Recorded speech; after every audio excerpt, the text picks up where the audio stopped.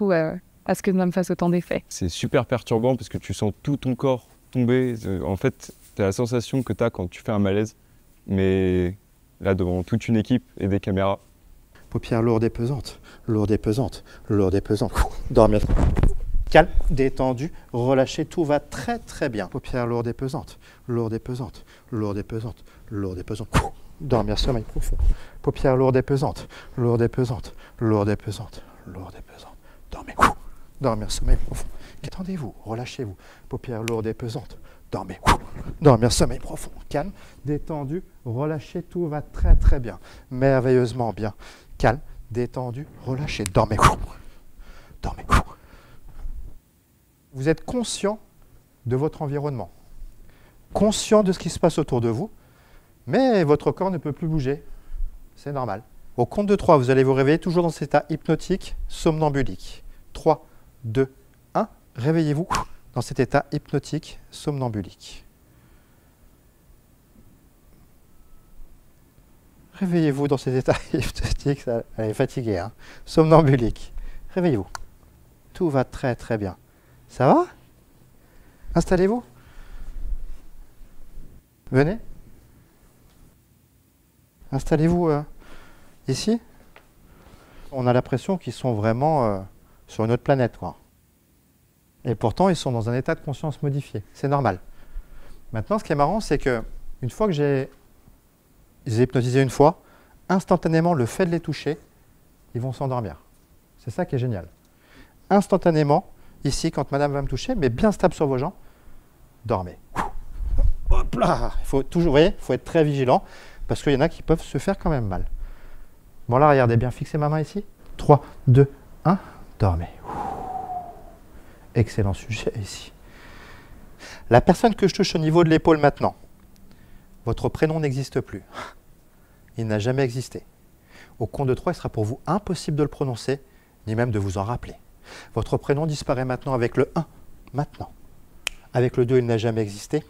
Avec le 3, impossible de le prononcer, ni même de vous en rappeler. Votre prénom disparaît maintenant. 3, 2, 1, ouvrez les yeux. Ça farte? Ça va?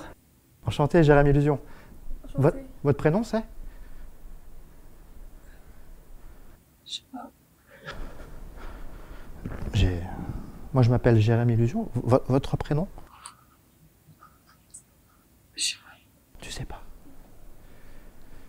Dormir. Son prénom a changé. Elle s'appelle Audiovisuel. Son prénom est Audiovisuel. Au compte de 3, ton prénom est désormais Audiovisuel. 3, 2, 1, ouvre les yeux, Audiovisuel. Ça va? Et toi? Il fait chaud, hein? Tu as un peu de vent? Ça fait du bien comme ça, hein? Avec plaisir. Enchanté, Jérémy Illusion. Ton prénom, c'est? Audiovisuel. Ça va, Audiovisuel? Oui. Tu passes un bon moment? Ça va. Ah, c'est important. C'est très important. Simplement fixer mon regard ici. 3, 2, 1, dormir. Ah, excellent ici. Ce qui est marrant, c'est que là, dans un instant, on peut leur proposer une suggestion plutôt générale. Au compte de 3, vous allez les imaginer devant un cinéma. Un film va bientôt commencer. Et c'est le film le plus marrant de votre vie. Vous n'avez jamais ri autant. C'est le film le plus drôle que vous ayez jamais vu. Et on rit de plus en plus.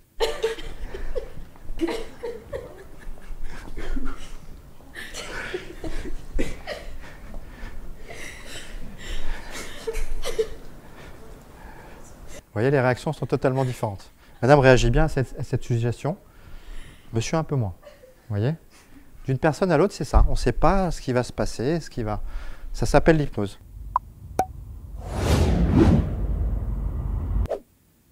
Bonjour et bienvenue à tous dans Micro Coulisses, le podcast qui a pour but d'aller plus loin qu'une simple interview. N'hésitez pas à vous abonner et mettre la cloche pour retrouver nos prochaines vidéos. Vous pouvez nous retrouver sur les réseaux sociaux Instagram et TikTok pour des extraits inédits. On est aujourd'hui avec Jérémy Illusion. Bonjour Jérémy Illusion, est-ce que tu peux te présenter? Avec plaisir, je m'appelle Jérémy Illusion, magicien, hypnotiseur de spectacle et mentaliste professionnel pour tout événement, magie, mentalisme, hypnose, pour un seul et même événement. Voilà, je propose différents formats, du close-up. Donc close-up, c'est de la magie rapprochée, mentalisme et hypnose rapprochée. et du spectacle sur scène, proprement dit. Vous êtes le premier en Auvergne-Rhône-Alpes à faire ces 3 spécialités pour un même événement. Ouais. En fait, j'ai commencé en 2009. Il n'y avait personne qui faisait, alors beaucoup de magiciens, quelques magiciens en tout cas, mais magie, mentalisme et hypnose, non, on n'a jamais vu ça. Et je suis vraiment le premier à avoir proposé ces 3 spécialités pour un seul et même événement. D'où vous est venue cette passion, le fait de se dire ça y est, j'ai envie d'en faire mon métier et de justement allier ces 3 spécialités dans votre métier? J'ai commencé la magie à l'âge de 9 ans et je prenais des cours avec un grand magicien parisien qui m'a donné vraiment le goût. J'ai rencontré d'autres magiciens. Après, voilà, ça s'est vraiment enchaîné. Et j'ai toujours fait ça avec un autre métier. J'avais mon métier principal et toujours ce deuxième métier. J'étais, on peut dire, semi-pro. Et puis, depuis de nombreuses années, maintenant, je suis professionnel à plein temps où je fais que ça. Et c'était un rêve pour moi, en fait. Vivre de sa passion, c'est vraiment pas donné à tout le monde. Voilà, ça n'a pas de prix pour moi et c'est énorme. Est-ce qu'il y a eu des obstacles dans votre parcours? Est-ce qu'il y a eu des moments où vous vous êtes dit il faut que je renonce, c'est trop dur? On a toujours des périodes de doute, de moments où on se dit est-ce que j'ai bien fait? Est-ce que je vais continuer? Et puis on a tellement, voilà, moi je suis tellement passionné, la passion prend le devant et on se pose plus de questions. On fonce, on se dit on y va. Et vos proches à ce moment-là, ils doivent le savoir parce que évidemment vos premiers spectacles de magie, vous les faites à vos parents, vous les faites à votre famille. C'est ça. Est-ce qu'ils vous ont soutenu? Est-ce qu'ils se sont dit que c'était fait pour vous? Alors, au départ, je les ai saoulés, tous. Je leur proposais des tours de magie à chaque événement familial. Mais voilà, c'est aussi grâce à eux que je suis là, parce qu'ils m'ont quand même encouragé. Tu commences avec la magie, tu te dis que tu veux en faire ton métier. Comment est arrivé l'hypnose et le mentalisme dans tout ça? En fait, pour imager la chose, un arbre, on prend un arbre avec des branches. Tu as une branche de la magie, tu as la branche du mentalisme, tu as la branche de la grande illusion, tout ce qui est grosse boîte, femme coupée en deux. Tu as la ventriloquie. En fait, la magie, c'est un arbre avec plein de domaines, plein de spécialités. Et moi, j'ai commencé par la magie traditionnelle, de pièces, cartes, tout ce qui est manipulation, close-up. Et le mentalisme est venu, en fait, naturellement. J'aimais ces effets où on pouvait dire « Waouh, t'as un don ». Il n'y a pas une explication rationnelle. Un tour de pièce, on peut dire « Oui, bon, il l'a manipulé, il l'a mis dans la manche, il a… » Mais le mentalisme, c'est tellement pur, et ça m'a toujours plu. Ce qui a fait que le mentalisme est bien à la mode aujourd'hui, c'est la série The Mentalist avec Simon Baker. Ça a vraiment fait en sorte que le mentalisme se popularise. Beaucoup de monde s'est mis au mentalisme. Voilà. Et après, l'hypnose, c'est encore Mesmer, la mode Mesmer, le Canadien qui est venu en France, bon, l'hypnose, ça existe depuis de nombreuses années, mais lui, il a modernisé l'hypnose. Il a rendu les spectacles modernes et de l'hypnose vraiment puissante. Donc ça a donné pas mal, pareil, ça a lancé pas mal d'hypnotiseurs. Et voilà. Mais sinon, tout s'est enchaîné, je dirais, naturellement.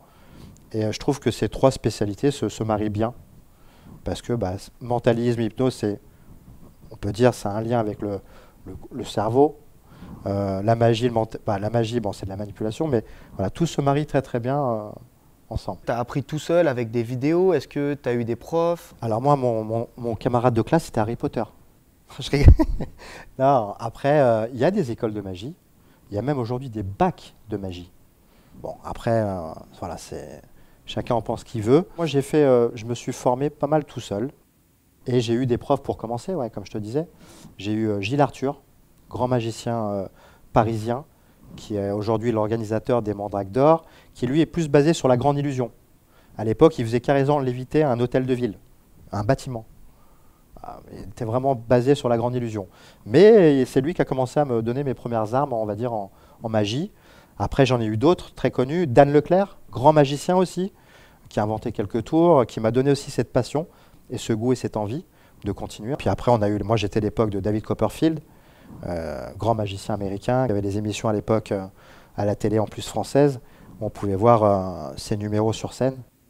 La magie hyper moderne. En plus, les Américains ont un grand temps d'avance sur la magie par rapport à la France, par rapport au trucage. Et David Copperfield, ça reste, voilà, c'est the boss. Tu as déjà essayé de reproduire un de ces tours? Non, parce que j'ai pas son compte bancaire. Et comme lui, voilà, c'est des tours qui sont quand même scéniques, c'est de la grande illusion en général. Et non, j'ai jamais essayé de reproduire, mais je me suis un petit peu inspiré de lui la façon de me comporter. Au départ, on a toujours un mentor en fait, hein. Et voilà, inconsciemment, on a tendance à reproduire les gens qu'on aime. Tu parlais de grande illusion. Toi, c'est quoi ta spécialité de magie que tu effectues pendant tes prestations? Moi, comme je t'expliquais, ma spécialité de magie, c'est... j'ai pas de spécialité proprement dit, mais je fais beaucoup de tours de cartes, pièces. Aujourd'hui, on utilise même la technologie, les téléphones, pour faire de la magie numérique, faire apparaître des pièces dans le téléphone. Le mentalisme. En fait, j'ai pas de... Voilà. Moi, j'aime bien faire un peu de tout, même l'hypnose, parce que l'hypnose, je l'ai adapté en close-up. Et pendant tes spectacles, Ouais, qu'est-ce qui choque le plus? Parce qu'on sait que la magie, beaucoup de gens savent ce que c'est, un tour de cartes, etc. ouais. Mais le mentalisme, c'est peut-être moins développé comme l'hypnose. Qu'est-ce qui les choque et qu'est-ce qui ressort après de vos spectacles? Alors, ça dépend du type de personne. Après, le mentalisme, c'est assez fort, parce que je vais te dire de penser à quelque chose maintenant. Simplement le fait de le penser, je vais pouvoir te dire à quoi tu penses. Regarde, pense à n'importe quoi. Non, je rigole. Est-ce t'as un préféré entre l'hypnose, la magie et le mentalisme? J'aime vraiment les trois, et je pense que les trois se marient super bien, pour un effet crescendo. J'aime commencer par un tour de magie, simple mais impressionnant quand même. J'aime faire une petite expérience de mentalisme, et la barrière est cassée. J'ai constaté qu'en fait, en faisant de la magie, du mentalisme, l'hypnose passe beaucoup mieux après. On entend beaucoup au sujet de l'hypnose. Les gens ils disent je suis pas réceptif, personne peut me faire tomber. On sait qu'il y a beaucoup de préjugés là-dessus. Comment tu peux l'expliquer cette histoire d'une personne qui est réceptive ou pas? En fait, moi je pars du principe qu'on est vraiment tous réceptifs. On a tous des degrés de réceptivité plus ou moins différents, selon le contexte, selon le moment. Après moi, dans mes spectacles par exemple, ou dans mes close-up, ce que je recherche, c'est ceux qui sont vraiment dans le lâcher-prise. Donc moi j'estime à peu près 20%, entre 15 et 20% de gens très très réceptifs. On entend souvent dire que quand on veut pas, on peut pas. Est-ce que c'est vrai? Alors sur l'hypnose c'est vrai, pour la simple et bonne raison, c'est que comme je te dis, c'est un lâcher-prise. Et c'est pas un défi. Les gens qui prennent ça pour un défi, tu n'y arriveras pas, tu vas pas pouvoir m'hypnotiser. Non, je pourrais pas t'hypnotiser. C'est vraiment le lâcher prise, se laisser aller, se détendre, et puis vivre l'expérience pleinement. Là, ça marche. Et ça t'est déjà arrivé qu'il y ait des gens qui fassent exprès pendant tes spectacles? Ou est-ce que tu peux le déceler? Honnêtement, au départ, ça arrivait. Mes premiers spectacles, je me faisais avoir. Et après, on a des signaux. Des signaux qui font que, on voit que la personne joue la comédie, elle va la jouer quelques minutes, mais ça ne va pas marcher très longtemps. Moi, je le vois tout de suite, même pendant le test de réceptivité, en fait. Parce que pour trouver les personnes hyper réceptives, je leur propose un test de réceptivité. Et déjà, pendant le test, on peut voir qui joue le jeu ou qui... Enfin, on a la dilatation des pupilles, on a l'augmentation du rythme cardiaque, la façon dont la personne regarde ses doigts, ou la façon... Voilà, le comportement fait que déjà, on a déjà une belle grosse idée que la personne est vraiment réceptive ou pas. Est-ce que ça t'est déjà arrivé que tu es quelqu'un que tu penses réceptif, que tu vois réceptif, et qu'au final, ça ne marche plus? On n'a pas de science exacte à ce niveau-là. On ne peut pas savoir, vraiment. Après le test, on sait plus ou moins. Mais des a priori, il ne faut pas en avoir en hypnose, vraiment. Après, il y a quand même les façons dont la personne se comporte et tout. Mais moi, des a priori, j'essaye de ne pas en avoir. Surtout dans mes close-up, en fait. Parce que sur scène, on fait un test général, les gens sont réceptifs ou pas. Mais en close-up, il faut vraiment jauger rapidement. Je me suis trompé plusieurs fois et c'est pas grave, en fait, hein. On peut se tromper et ça permet d'apprendre encore et d'affiner, peaufiner encore cette façon de déterminer une personne réceptive ou pas. Tu prends des personnes au hasard dans le public. Est-ce que tu t'es jamais dit que tu pouvais leur faire quelque chose qui allait te faire regretter d'avoir fait ça, ou que les personnes se sentent mal après? Beaucoup d'hypnotiseurs, jeunes hypnotiseurs, vont endormir une personne mais ne vont pas la remettre en état de conscience. Cette personne se sent vaseuse, mal, pendant un long moment. Mais, par exemple, quand on a fait beaucoup de suggestions à cette personne, qu'elle est hyper réceptive, c'est assez fatigant, éprouvant. Donc l'idée, c'est de bien les remettre après, que les personnes se sentent bien et que ça soit une expérience enrichissante. Tu nous parles de l'hypnose qui peut adoucir, qui peut faire se sentir bien. On sait que c'est utilisé en médecine, dans le sport. Ça t'est jamais venu à l'idée de vouloir faire de l'hypnose dans le but d'aider des personnes à se sentir bien? J'y ai pensé. J'aime l'hypnose de spectacle. Souvent, on m'a dit pourquoi tu ne fais pas de l'hypnothérapie pour les gens qui veulent arrêter de fumer? Mais ce n'est pas mon domaine actuellement. Il y en a qui ont commencé par l'hypnothérapie, qui ont fait l'hypnose de spectacle. D'autres qui ont fait l'hypnose de spectacle, qui ont fini par l'hypnothérapie. Moi, aujourd'hui, non, je me sens plus à faire de l'hypnose de spectacle. C'est plus mon domaine. Penser à aider des gens, c'est un autre domaine. On est opéré sous hypnose. On opère, les dentistes se mettent à l'hypnose de plus en plus pour éviter les anesthésies trop lourdes. On est opéré à cœur ouvert, c'est passé à la télé. Les pompiers se mettent à l'hypnose aussi.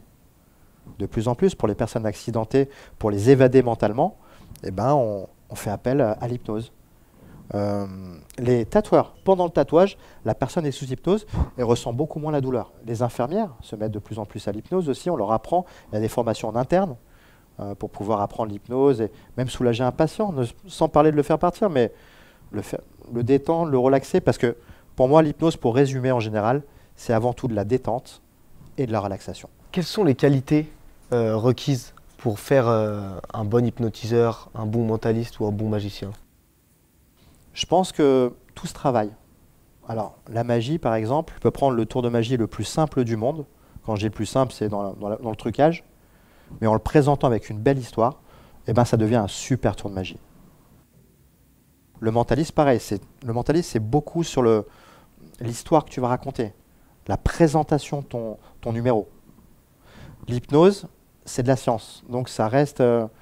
moi, je dis c'est l'expérience. Plus tu as d'expérience, plus tu as des années de pratique, plus tu es meilleur, en fait. Et même, est-ce qu'aujourd'hui, du coup, par rapport au fait que tu deviennes meilleur, du coup, tu essayes de nouvelles choses et tu réussis de nouvelles choses? En fait, des fois, j'ai des tours de magie que j'ai depuis 20 ans. Et des fois, je dis, mince, j'ai pas pensé à ça, cette idée-là. En le présentant comme ça, ça sera peut-être mieux vis-à-vis de ce public. En fait, un tour de magie, ça se travaille indéfiniment.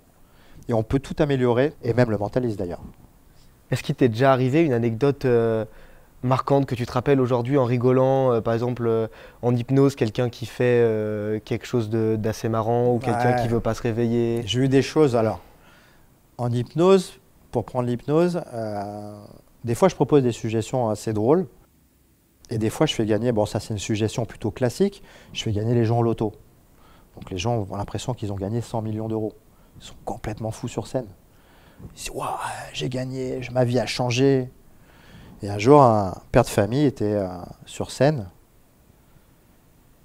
Et il a dit, waouh, super, je vais aller voir des pip. Voilà. On va repartir dans tes débuts. Forcément, au début, tu as dû faire des salles qui n'étaient pas pleines. Tu as dû jouer devant peu de personnes. Tu as dû rater des tours. Comment ça se passe pour pas abandonner? Tu te dis, ah, j'ai raté mon tour, il n'y a personne qui vient me voir, est-ce que je vais y arriver un jour? Comment ça se passe dans ta tête à ce moment-là? Le travail. Moi, ça m'arrivait de me tromper même en prestation. Hein. Des fois, on se trompe, ça peut arriver. Ce qui est fort quand on est magicien, c'est de pouvoir rebondir. Tout de suite, bam, bam. Limite, ça s'est pas vu, je me suis trompé. Moi, techniquement, je ne vais pas être content. C'est pas bon, il faut que je retravaille, il va falloir que je le bosse, absolument. Mais la personne en face, comme je suis professionnel, elle ne l'a pas vu. C'est là où c'est fort. Mais moi, techniquement, je ne vais pas être content de moi. Voilà. Quelle est la chose que tu dirais la plus gratifiante de ta carrière? Je travaille pour une association qui se déplace dans beaucoup d'hôpitaux et faire de la magie à des enfants malades. L'enfant ressort, il a le sourire, on l'a évadé mentalement, on l'a fait voyager avec la magie. Et ça, pour moi, c'est pas plus gratifiant. L'association s'appelle Petit Magicien. Et moi, je suis très, très fier de faire partie de cette aventure. Comment tu fais pour t'entraîner? Est-ce que tu te filmes? Est-ce que tu le fais devant des personnes de ta famille? En fait, la famille, c'est important au départ. Moi, c'est vrai que ma famille, j'ai pas arrêté. Quand j'étais plus jeune, sans arrêt, la moindre occasion, c'était bon pour faire un spectacle de magie. On sait que c'est un sujet assez sensible, les gens qui veulent comprendre, qui essayent de filmer, qui décortiquent. Dans n'importe quel événement que je fais, il y a toujours un sceptique. Un qui dit « Ah, je suis sûr que ça marche comme ça » et tout. Alors, je leur fais comprendre gentiment que l'idée, il y a toujours un truc dans mes numéros, et que l'idée, c'est pas de raconter le trucage. Et maintenant, le problème, c'est que avec YouTube, on voit tous les trucs. Beaucoup de choses sont expliquées. Je trouve ça très navrant pour les personnes qui ont inventé ces tours, parce que c'est énormément de travail, des heures de travail, de recherche. Et en fait, en quelques secondes maintenant, la mode, c'est on fait un tour, on explique derrière. Maintenant, c'est devenu une mode. Il y a des gens qui te croient pas. C'est-à-dire Qui te disent, te disent que l'hypnose, c'est pas possible, que les gens jouent la comédie, qui te disent que les gens, tu les as pris dans le public avec toi. Évidemment. Moi, au début, quand je regardais ça à la télé, j'y croyais pas. Je dis, c'est pas possible. Le mec, il peut pas oublier son prénom. C'est truqué. C'est des comédiens. C'est surjoué. Mais c'est bel et bien vrai. Quand on apprend les fonctionnements du cerveau sous hypnose, le conscient, l'inconscient, travailler sur le subconscient, on n'a rien inventé, c'est de la science. Hein. On opère sous hypnose, ça a été prouvé scientifiquement. La toute première personne que j'ai hypnotisée, c'est un de mes oncles.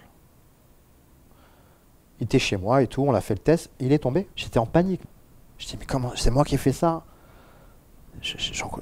J'en revenais pas, quoi. J'ai dit, faut vite que je le réveille. C'est assez impressionnant. Parce que moi, je venais de la magie, tout ça, mais là, voir quelqu'un physiquement s'endormir en 5 secondes, c'est fort. Donc, les premiers membres que tu as hypnotisés, c'était ta famille? Ouais, et puis comme je faisais un boulot à côté où je voyais beaucoup de monde, ça me permettait de m'entraîner sur même des personnes que je ne connaissais pas, qui voulaient tester. En fait, c'est comme la magie, plus on fait, plus on s'améliore. L'hypnose, c'est un peu pareil. Plus on va travailler son phrasé, son pré-show. L'explication pré-show, c'est l'explication de l'hypnose. Démystifier l'hypnose, plus les personnes se sentiront à l'aise et pourront tester l'hypnose facilement, en fait. Hein.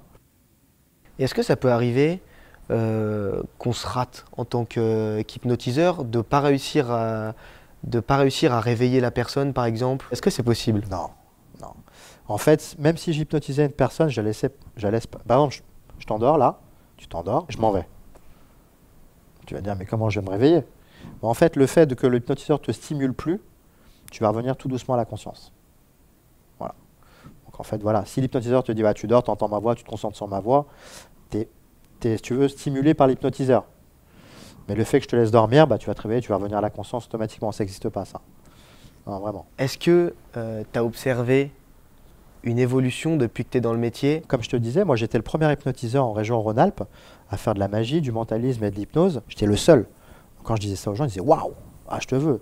Alors j'arrêtais pas de travailler, je bossais bien et tout, c'était super. Et après, au fur et à mesure, les gens ont vu que ça marchait bien. Quoique aujourd'hui, il n'y en a pas beaucoup encore. Hein, parce que tout le monde sait chanter, mais tout le monde ne chante pas très bien. C'est un peu pareil avec l'hypnose. L'hypnose, très peu de monde savent l'adapter en close-up. Donc, par exemple, je te fais un tour de magie, un numéro de mentalisme, et d'un coup, je vais enchaîner par l'hypnose. Boum, tu t'endors. Je trouve ça beaucoup plus dur que faire un spectacle où les gens, finalement, sont préparés mentalement à dire, bon, je vais venir voir un spectacle d'hypnose, je vais peut-être être hypnotisé. Donc, ils sont déjà préparés mentalement. Mais quand les gens ne sont pas au courant, parce que des gens, des fois, des entreprises me prennent. Par exemple, j'ai travaillé pour la société Lidl la semaine dernière. Et les gens, c'était une surprise, ils ne savaient pas que j'étais là. Et ils ne savaient pas que j'allais les hypnotiser. Donc, c'est là où c'est très, très dur de faire de la magie, du mentalisme pour briser la glace et pour enchaîner avec l'hypnose. Et là, ça demande pas mal d'expérience. Et quand les gens ils sont surpris comme ça de ta venue, est-ce qu'ils ne sont pas réticents justement à se faire hypnotiser? Non, il y en a qui disent « Ah non, pas moi, non, surtout pas », il y en a qui sont en courant. On ne peut pas hypnotiser une personne qui n'est pas d'accord. Il faut bien le savoir. Ça, c'est dans les films. On ne peut pas hypnotiser une personne qui n'est pas d'accord ou qui a peur. Par exemple, le sentiment de peur, c'est un sentiment qui est trop fort. Tellement fort qu'en fait, il ferme toutes les portes. Et nous, en hypnose, on a besoin d'avoir des portes ouvertes. Je vais revenir sur le mentalisme. Il y a beaucoup de gens, il y a beaucoup de préjugés dessus qui disent que tu peux lire dans les pensées des gens dans la rue, que tu peux... Est-ce que, déjà, c'est vrai? Et est-ce qu'il faut l'accord et que la personne en face le veuille, que tu puisses rentrer dans sa tête en quelque sorte? Alors, moi, j'ai certains de mes confrères mentalistes qui te diront, moi, j'ai un pouvoir. Je lis dans les pensées. Moi, je ne le présente pas du tout de cette manière-là. Déjà, c'est pas vrai. Tout ce que je propose, tout ce que je fais, et c'est ce que j'explique à mes spectateurs, ça s'apprend. Le mentalisme, c'est vraiment, quand on arrive à mêler les deux, c'est-à-dire les sciences humaines, c'est tout ce qui est observation non verbale. Tu vois, le fait de plier tes jambes comme ça, les doigts croisés comme ceci, ta posture, tout ça, ça te donne beaucoup d'informations sur la personne. Ça, tu peux la coupler aux arts magiques. Les arts magiques, c'est tout ce qui est trucage. Moi, je dirais les sciences humaines et les arts magiques donnent le mentalisme. J'ai aucun don, j'ai aucun pouvoir. Tout ce que je fais, on peut l'apprendre. Très peu sauront le faire, mais voilà. Quel message t'aimerais laisser de tout ce qu'on s'est dit aujourd'hui si tu devais résumer en 3 phrases? Croyez en vos rêves. Si vous croyez en vos rêves, travaillez pour. Une fois que tout ça est bon, amusez-vous, éclatez-vous et faites ce que vous aimez. C'est un beau message. Merci beaucoup d'avoir été avec nous aujourd'hui. Merci à vous. Merci de m'avoir reçu. On peut vous retrouver sur vos réseaux sociaux? Votre Ouais, site les internet. réseaux sociaux, TikTok, Facebook, Instagram, mes sites internet. En spectacle à Lyon? En spectacle à Lyon et de partout en France, en Bretagne, en Côte d'Azur et tout. Non, de partout vraiment. Suisse, Belgique. Pour les prestations privées et professionnelles, on le rappelle. Privé, professionnel, j'ai vraiment... je travaille pour des lycées, j'ai pas de limite en fait. Aucune limite. Merci d'avoir été avec nous, c'était un plaisir. Merci de m'avoir reçu.